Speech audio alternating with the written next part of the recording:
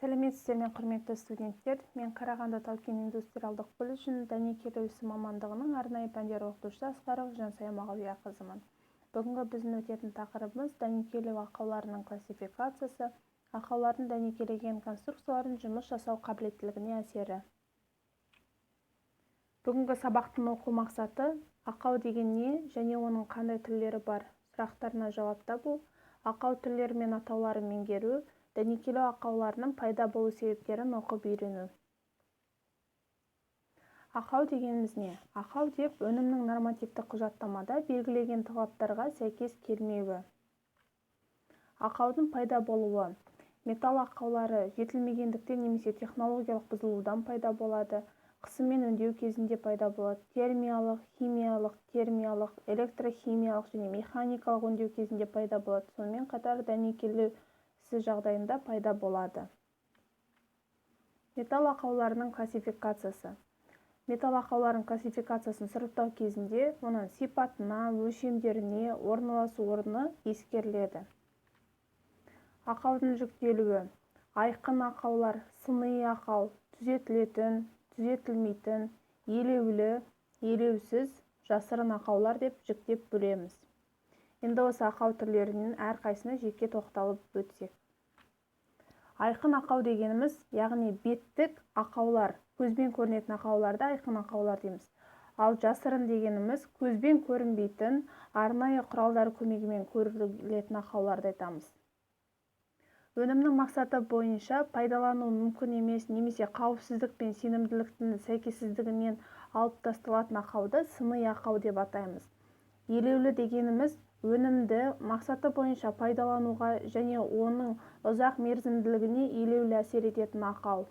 Елеусіз өнімді мақсаты бойынша пайдалануға және оның ұзақ мерзімділігіне әсер етпейтін ақау.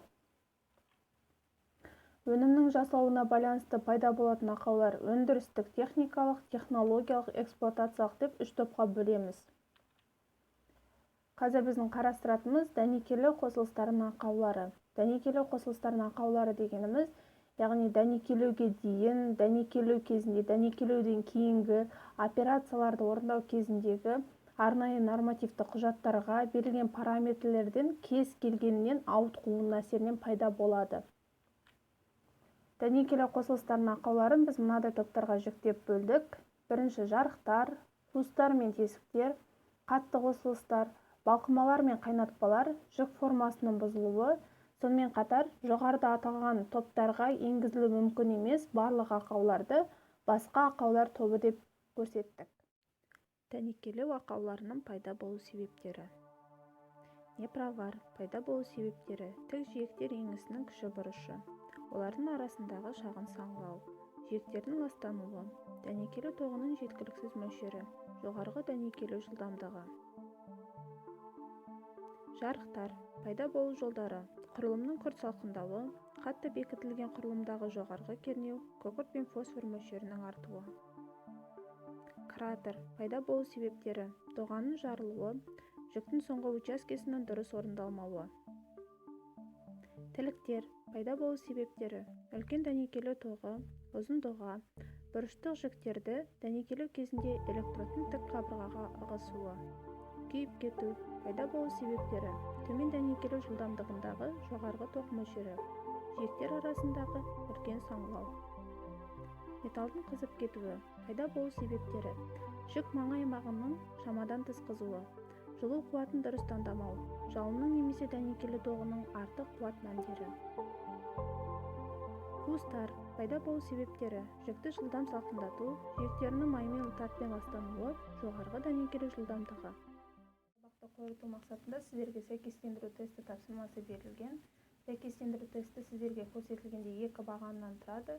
Бірінші бағанда, яғни дәнекерлеу қосылыстарын кезіндегі ақаулардың түрлері көрсетілген. 7 ақаудың түрі: непровар, күйіп кету, металдың қызып кетуі, жарықтар, кратер, тіліктер, қуыстар.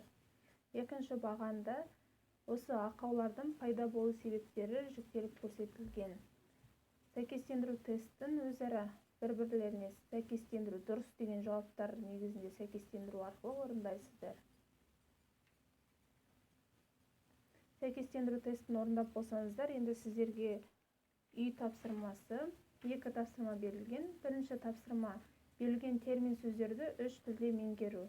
Яғни тіліктер, жарықтар, кратер, ақау, күйіп кету, қызып кету терминдары берілген. Осы терминдарды орыс және ағылшын тілдеріне аудару.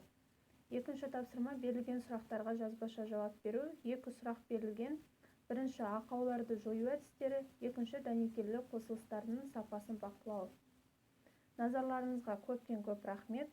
Сау болыңыздар.